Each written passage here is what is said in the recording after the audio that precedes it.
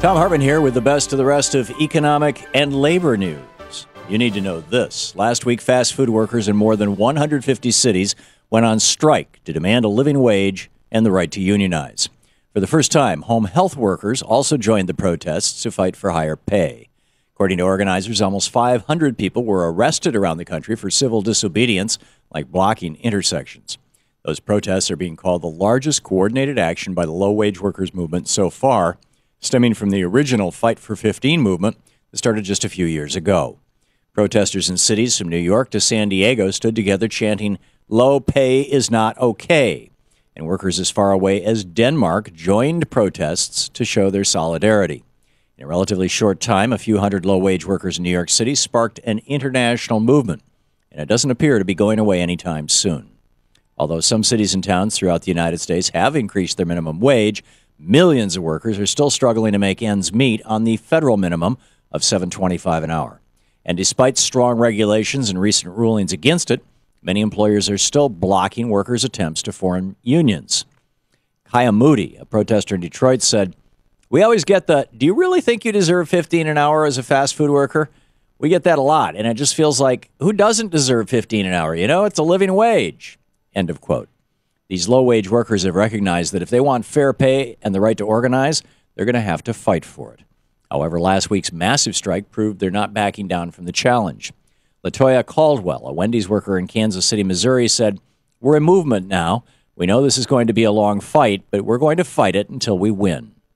In the richest nation on earth, no one who works full-time should be living in poverty, and every worker should have the power to bargain collectively. The best way to protect our right to unionize is to use it, and low-wage workers all around the world are showing us how it's done. A coalition of over 50 organizations is calling on Google to drop ALEC. Last week, the group known as Stand Up to ALEC sent a letter to Google executives calling on them to end their membership in the American Legislative Exchange Council.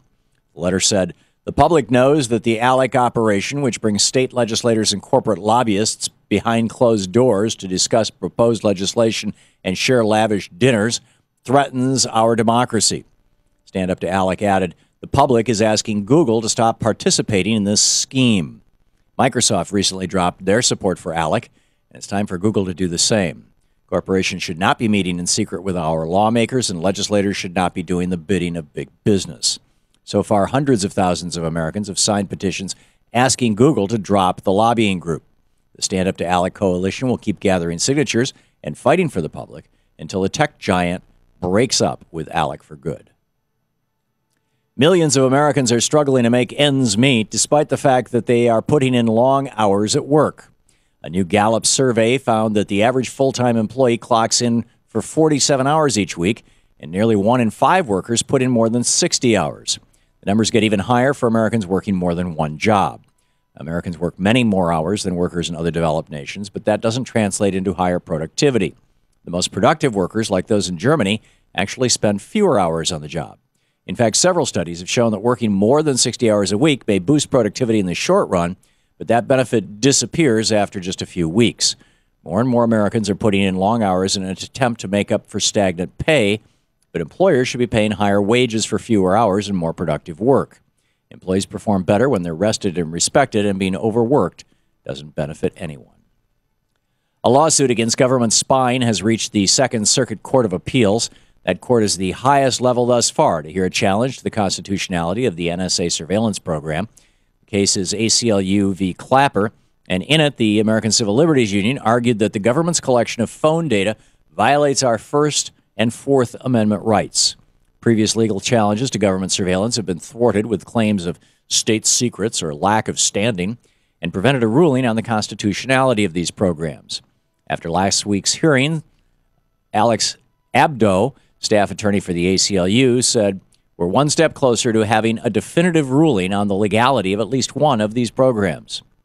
Americans are demanding an end to these invasive spying programs, but we haven't been able to get a full court hearing. This may be our best chance yet to have government surveillance declared unconstitutional. Let's just hope that our government doesn't come up with another legal hurdle. And finally, clothing company Modcloth is standing up to unrealistic and unhealthy body images. The brand recently signed on to the Truth in Advertising Heroes pledge and committed to using a diverse range of models. One of the company's founders published an open letter on their website about their latest promise.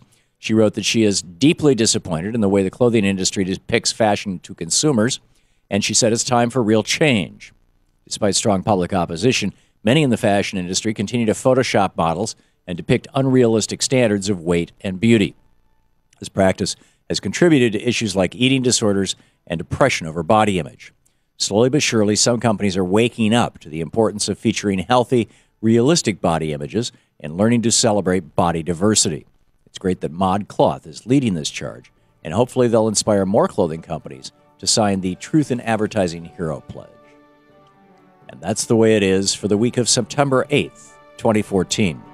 I'm Thom Hartmann on the Economic and Labor News.